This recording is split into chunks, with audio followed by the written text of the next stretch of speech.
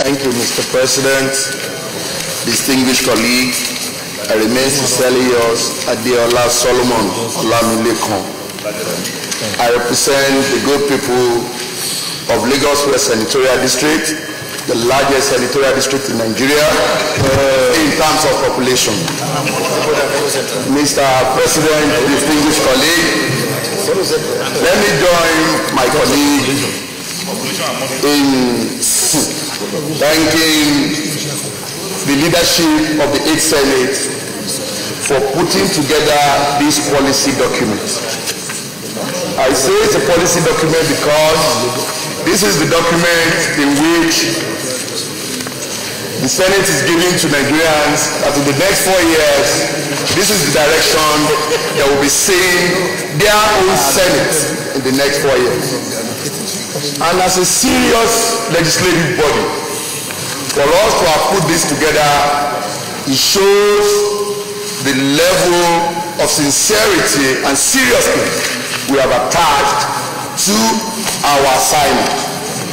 Mr. President, distinguished colleague, I could vividly recollect that during the 7th National Assembly, specifically in the House of Representatives, the first assignment that the leadership of the then Assembly put together is drafting a legislative agenda for the Federal House of Reps.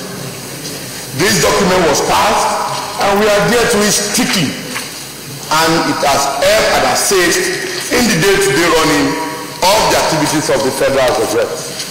I equally see this document as an extension of the rule book of this House. Mr. President, distinguished colleague, I want to talk basically on 2 major issues. Number 1, borders on budgeting. And I could see from the executive summary given that the review of budgeting and planning process and the National Assembly Budget and Research Office, NABRO. Sir, there is need for us to put NABRO to work. There is need for us. This year in, year out, that you find out that the executive will come with this document. Yes. And that is the only time we will find the executive romancing us because they want to take away our powers, which is the power of the purse. After the business of lawmaking, one major power which we cannot afford to leave is the power of the purse. And it's strictly with the budgeting process, because they are fully aware that they have all the mechanism in place to put together their own document. And each time this document is laid before us, they don't want us to even tamper with it, not to even look into the budgeting process. Mr. President, I believe this is one area we should look into critically. We should put NABRO to work. By now, NABRO is supposed to be putting together an idea of what the 2016 budget will look like. It is not until when the federal government brings their budget, the executive brings their budget, lay their budget and give it to us. We need NABRO to work and get us this document so that we can start looking into it critically. My colleague mentioned this party sum of constituency project all around. Many members don't even know where their own constituency project is located within the budget. Mr. President, another one document that the executive will bamboozle us with, and they will play around with for more than 3, 4, 5 months before they will eventually ask us that they are bringing their budget, is the medium-term expenditure framework. I call it an evil document. It's one document that you will never see of the 2 chambers agree, most especially on this one singular thing, which is the price of petroleum products. Is that all that is contained in the MTF? Is that all that is contained in the budget? Even though the budget is predicated on MTF, it's not enough for us not to have this document, deliberate on it, and agree to it as a 20. Mr. President, distinguished colleague, at the end of the day, once they bring the MTF, in the next 1 or 2 weeks, you will see the National Assembly passing the budget. That is not the budget of our dream. That is not the budget Nigeria is asking for.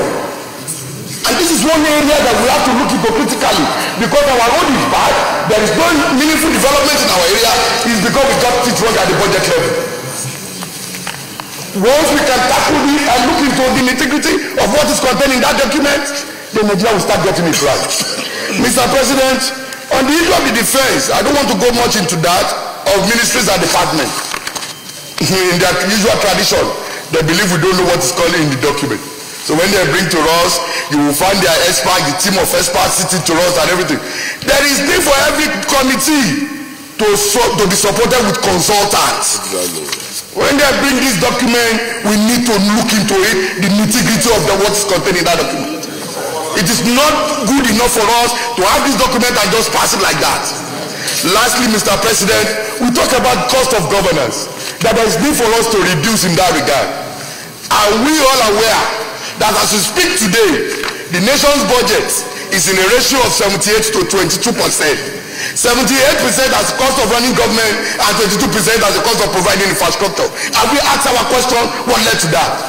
As we speak, we maintain a 601 agencies of the government. We, the National Assembly, are not even looking into how many of these agencies of the government are viable. That we need to look in that direction. We work with these 601 agencies with us not even looking into just more than 100 or 150. Until all these are looked into, properly checked, and make sure we follow to the latter, the cost of governance will remain the same. Mr. President, distinguished colleague, I would like to rest my case. Thank you, distinguished colleagues. As we debate this